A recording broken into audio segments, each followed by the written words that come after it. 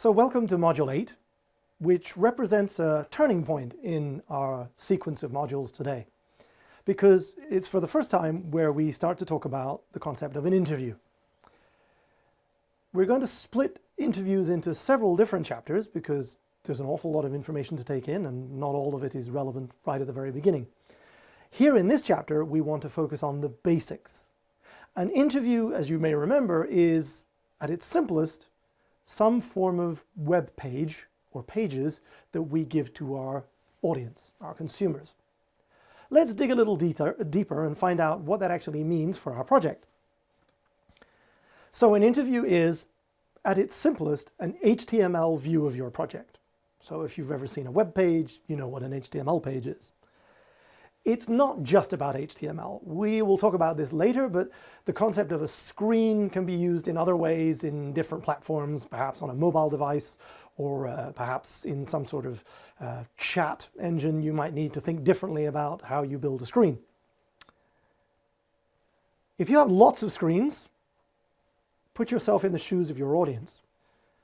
If you have 10 pages of a form to fill in, and you're doing next page, next page, next page, next page, next page, you might want to break it up a bit. And breaking it up is what we call building stages. At their simplest, stages are just kind of flags to say, hey, you've finished part of your interview. Later on, we'll see in more technical scenarios that a stage could be related to some exchange of information with another application. The third subpoint is, a key one, is you must have at least one screen in your project. In fact, you always have one screen in your project. It has to be there. Even if you choose never to use it, you'll always find it there. So don't be concerned if you say to me, Richard, we are not using interviews because it's entirely possible to create a project that doesn't have an HTML interface. It could be using some other more technical interface like an XML or a JSON interface. You might not need an interview, but it'll still technically be there. On an average interview, however, you'd expect there to be a few screens, a few buttons, a few things to navigate through, and a few questions to answer. So you've got it. This is all about the interview tab. This tab that we didn't speak about until now, it's sort of the fourth in the series of 5. I think it's unfair to say it's fourth in a series because when you go to interview will depend on many things. It doesn't have to be the fourth thing that you do, but it's likely to be the focus of attention, not just for you if you're the person in charge of the project, but because it's based on HTML, you could find yourself suddenly working with a bunch of other people, maybe web designers, style sheet designers, or people from the marketing department who want you to do things in a particular way. So building an interview is not just me in a corner drawing pretty pictures on a page. Because we're now talking about interviews, it's important also that you know that the debugger offers you the chance to unit test your interviews as well. So if you've spent a lot of time building screens and pages and made it look good, you're going to want to test it, right?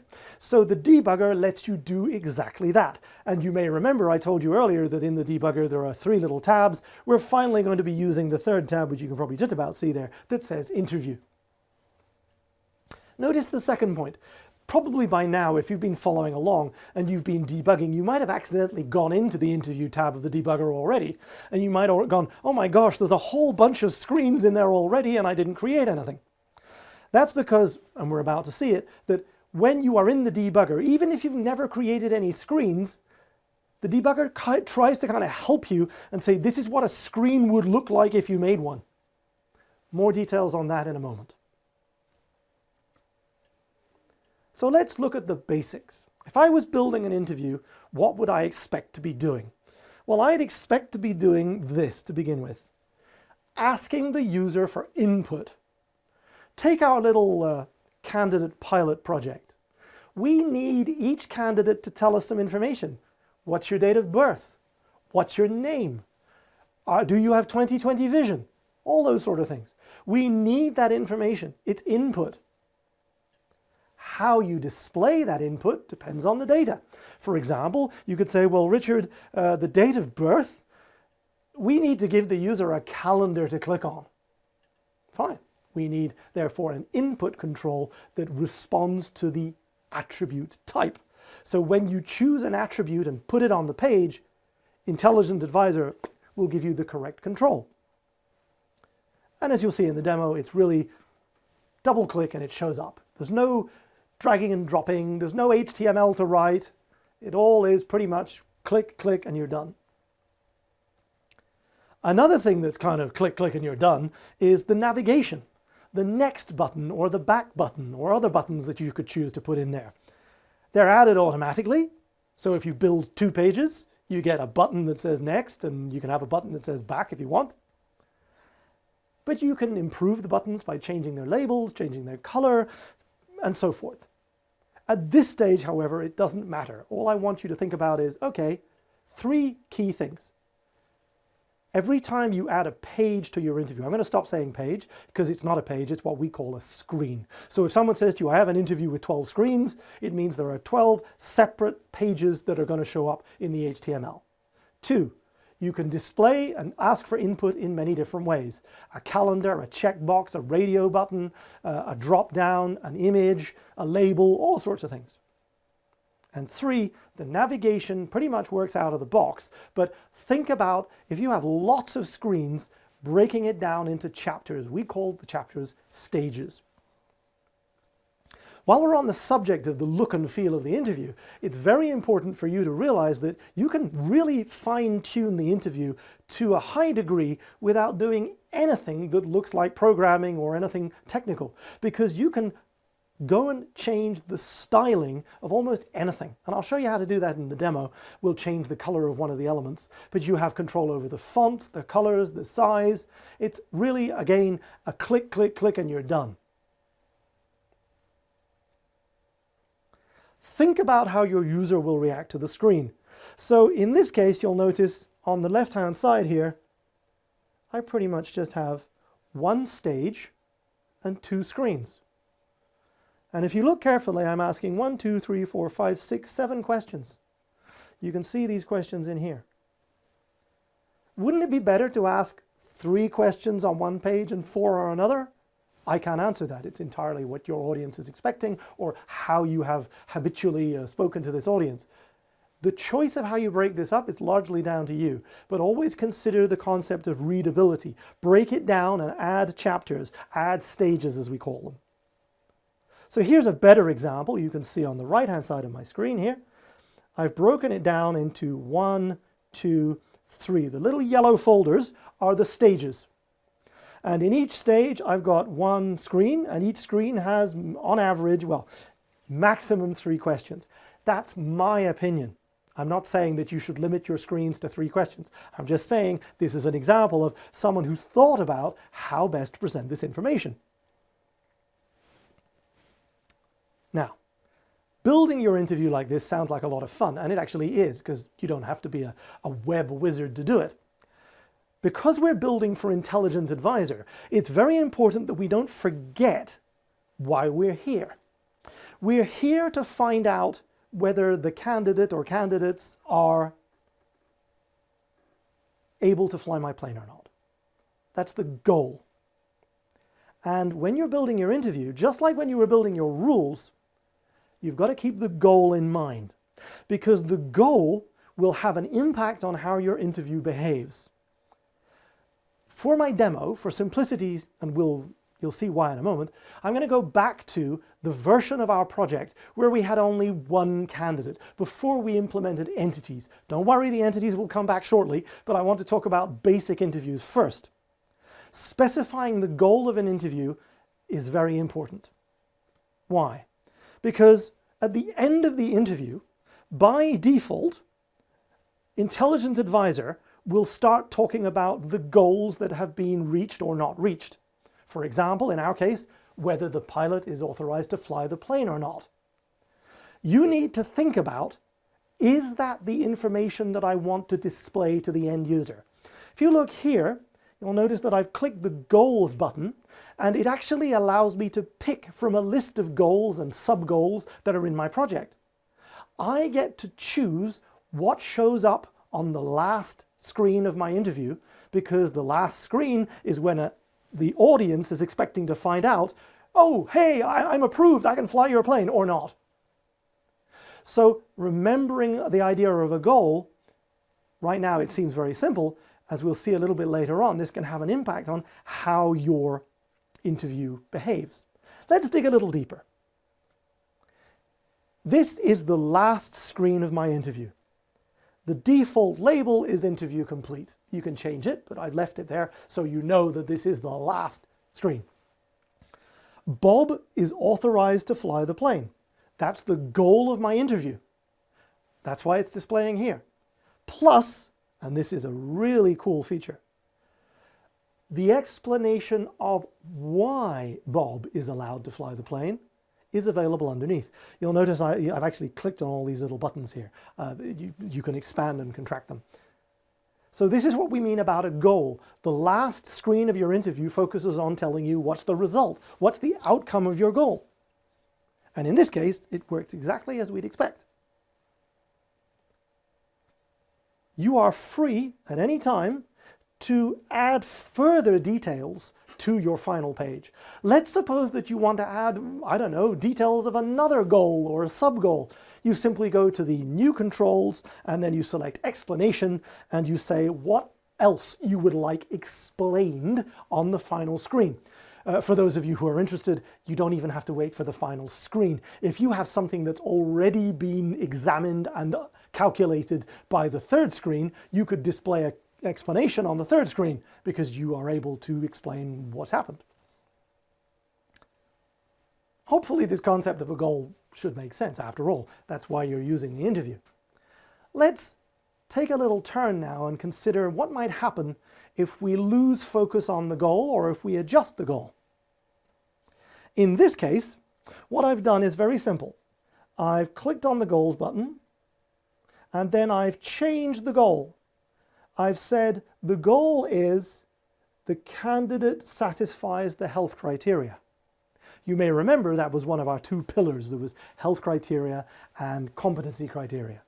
I've basically said, hang on a minute, this interview now, the goal is to find out about health criteria, nothing else. So you've refocused, you repurposed the interview. You haven't changed any screens, you haven't changed any stages, you've simply said, now this is what I'm interested in. And I want you to notice, I don't know if you can see, I'm going to highlight it for you. Over here, you'll notice that certain elements are now grayed out.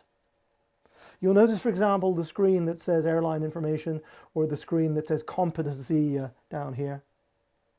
Those screens are appearing as gray. What the debugger is telling you is really quite, for me, as a revelation. It's saying, these screens are no longer relevant. Because you've just said to me you're interested in the health criteria, well, these screens here, they serve no purpose whatsoever because you've told me to focus on the health. So these screens will actually not show up.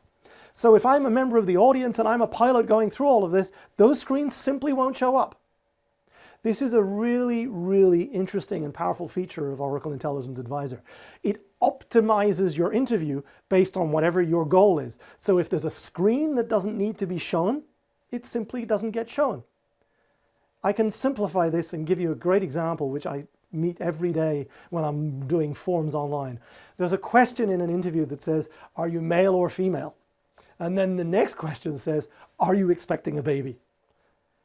For me, if I answer male, the chances are that the second question is irrelevant.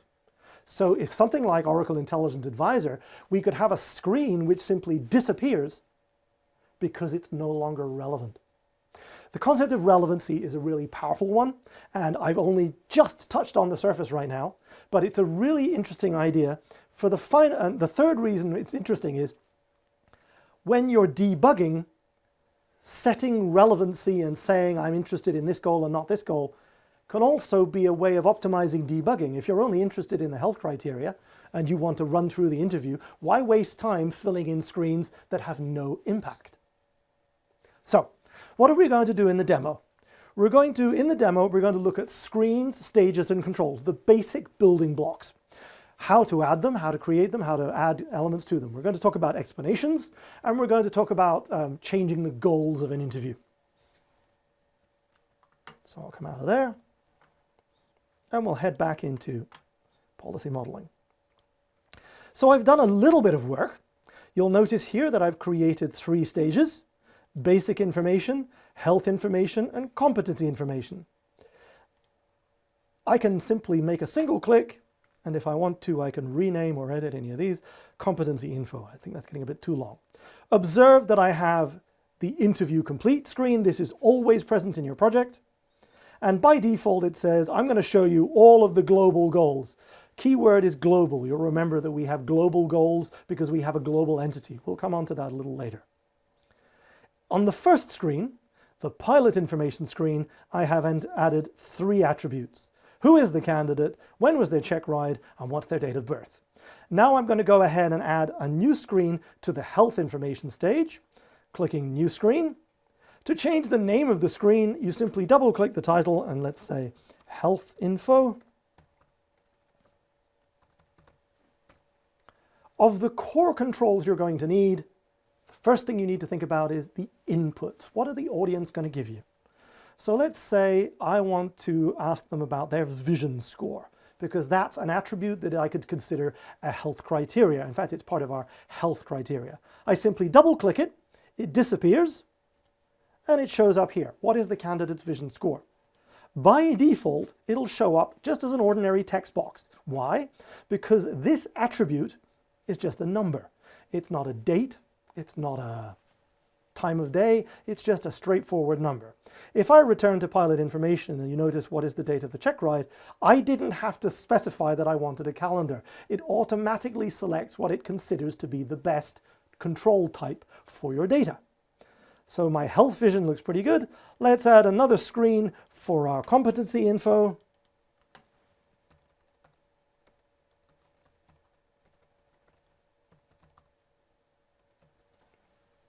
And I'll go back to new input and I'll say, do they have a pilot license? Double click. Is it for the right aircraft? Double click. And what's the expiry date? Notice immediately that because of the type of data, these 2 are yes/no Booleans and this one's a date. And you don't have to know any HTML. You don't have to know how to organize it. You can drag and drop and say, let's put that question first, or let's do this one here. It's really, really straightforward. Now that my interview looks a little bit better, I'm going to pay attention also to the last page. At the moment it says all global goals, but just for demonstration purposes, I'm going to say, look, don't show me that. I pressed the delete button just to remove it. Instead, all I want you to explain to me is the health criteria. Incidentally, this is a list which you can filter. You can say I want everything, or I want nothing, or I want global goals. So I'm just going to choose show explanation for the competency criteria. And debug.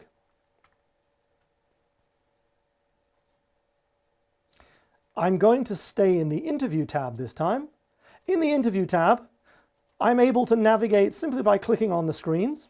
So I'm going to say, okay, who is the candidate? The candidate is Bob.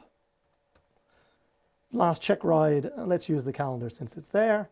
Let's say the check ride was on the 9th. I'm going to type in Bob's date of birth. For those of you who have been noticing that I've been typing dates of birth in using a very particular format, is because I'm using the international standard. So this is what I call region insensitive numbers and dates. I don't have to worry about this being misinterpreted. Later on in the course, we'll see that there are certain places and certain occasions when it's better to do it this way than using a regional version. And let's see what's next. Vision score is 21. I don't even know if you can have a 21 vision. And you'll notice it's gone straight past the competencies page, because the competencies page is currently listed as not being relevant. I can click on it and I can force it by saying, well, his license runs out in 2022. And he has the correct, okay, there we go. And at the end of the interview, because I specified I only want to hear about the competency criteria, that's all I'm showing. I don't see the health data. I don't see whether he's authorized to fly a plane or not, because I specifically asked for an explanation only about the competency criteria. I'm going to minimize the debugger, and I'm going to go back to the interview tab, and I'm going to click Goals. you'll notice that I selected the goal of the candidate satisfies the health criteria. I'm going to go back to the default, and I'm going to choose, let's choose a different one. Let's choose the competency criteria. And I'll go back to the debugger. You might notice that the competency criteria is here. The health info is now, different screens will become irrelevant, will no longer apply depending on what goal you choose. If I go back again and choose the default and say, look, it's the candidate is authorized to fly the plane. That's the only goal I'm interested in. You'll notice that health information and competencies are both relevant because both health and competency go together to defining whether I can fly the plane. The final screen still doesn't show me anything other than the competency criteria. So if I wanted to see the competency criteria or any other criteria, I could simply say explanation, show me the global goals, and now I'll see the breakdown. So getting the right goal to display at the end of the interview is one challenge. The second challenge is making sure that you define the goal of your interview, because defining the wrong goal could result in screens becoming essentially irrelevant and therefore not being displayed to your end users. So pay close attention to setting the goal for the interview and making sure that the right explanation is displayed on the final page. And that concludes our demo for this chapter about basic interviews.